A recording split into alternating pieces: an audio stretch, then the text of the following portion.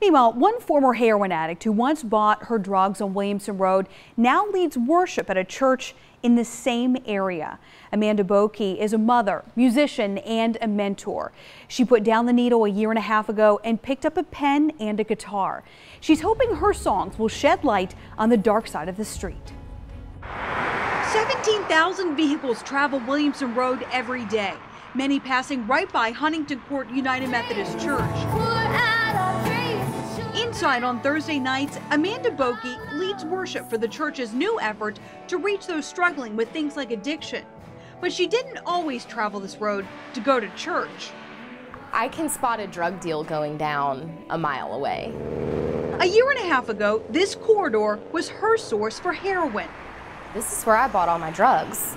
Like, truly, you know. I couldn't stop. It was the solution to the problem for me. It wasn't the problem itself, if that makes sense. Just love is life. Amanda now sings of finding the light, but she's seen firsthand the dark side of addiction. After suffering a tumultuous childhood, a boyfriend introduced her to painkillers.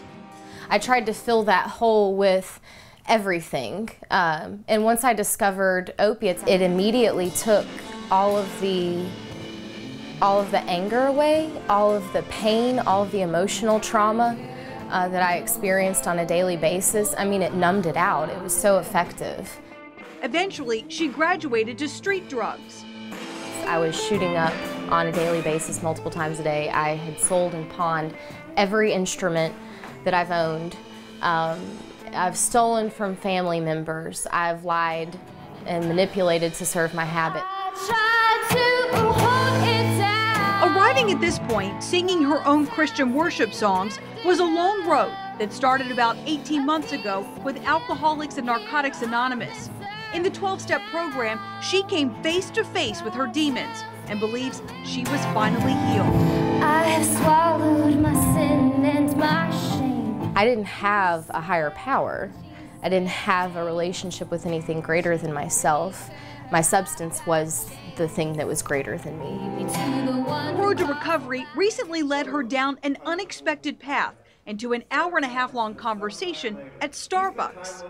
She and I sat and I learned her backstory, and I said, yeah, you're our mission field, what we're trying to reach. And I said, so you can help keep it real for us. I said, you should be able to know the story that we're trying to tell.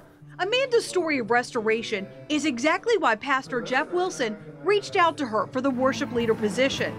We just want to give a safe place where people can come and grow in faith. Several of Huntington Court's services are meant to reach people with a similar story to Amanda's.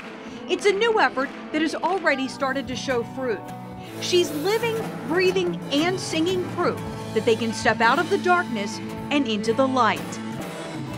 I really am a different person than I was, and that's something spiritual that you can't really explain. But my hope is that people will be able to see what I'm doing and hear my story and testimony and find some hope for themselves.